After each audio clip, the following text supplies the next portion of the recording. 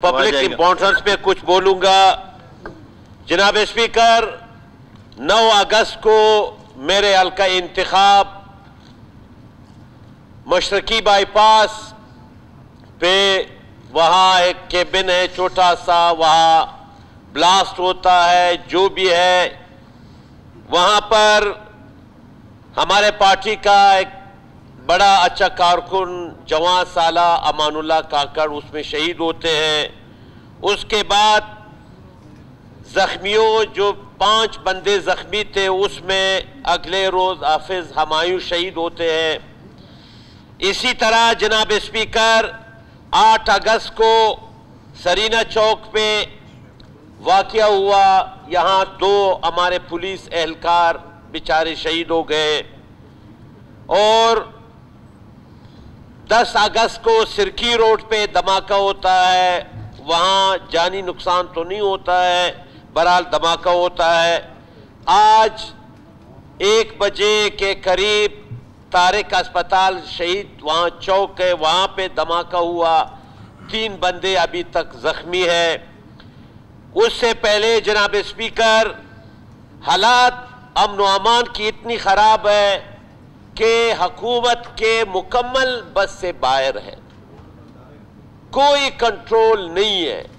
आज जो धमाका हुआ है उससे शायद 1 फरलांग के फासले पर एफसी का चेक पोस्ट है, वहां एफसी वाले खड़े होते हैं। इससे पहले आपने देखा जनाब स्पीकर, 17 जून को इस सूबे का एक अजीम शख्सियत पश्तूनख्वा मिली अवामी पार्टी के मरकजी सेक्रेटरी सूबाई सदर सेनेटर उस्मान खान काकड़ पर अपने घर में हमला होता है, उसको शदीद जख्मी किया जाता है। 21 जून को उनका शहादत का अजीम सानिया होता है।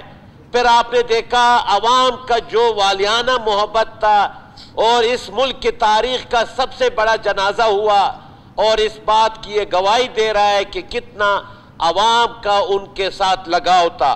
इसी तरह फिर मलक उबैदुल्लाह कासी को 26 जून को उसको अगवा किया जाता है।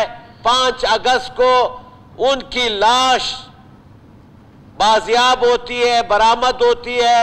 जनाब स्पीकर, ये ऐसी सूरत हाल है कि इससे हुकूमत, उसके इदारे मुकम्मल तौर पर फेल नजर आ रहा है। आवाम के जान माल का कोई तहफ़्फ़ुज़ नहीं। 70-80 अरब रुपए खर्च हो रहे हैं अमन अमान पर, और उसके बावजूद आए रोज ये वाक़यात हो रहे हैं। तो अगर एक हुकूमत अवाम के जान माल के तहफ़्फ़ुज़ नहीं कर सकता, सबसे पहला काम यह है किसी हुकूमत का कि वो अपने अवाम के जान माल का तहफ़्फ़ुज़ करे। और इस पे इंशाल्लाह हम मज़ीद बोलेंगे, क्योंकि आज करारदाद भी एक है हमारे सामने। उस करारदाद के दौरान हम मज़ीद इस मौजू पे बोलेंगे। फिलहाल मैं जो वाक़यात गुज़श्ता 3 दिन 4 दिन में हुए हैं, इसकी मैं मज़म्मत करता हूँ, और हुकूमत से मुतालिबा है कि अगर आप हुकूमत नहीं कर सकते हो तो आप हुकूमत छोड़ दें, रिज़ाइन करें।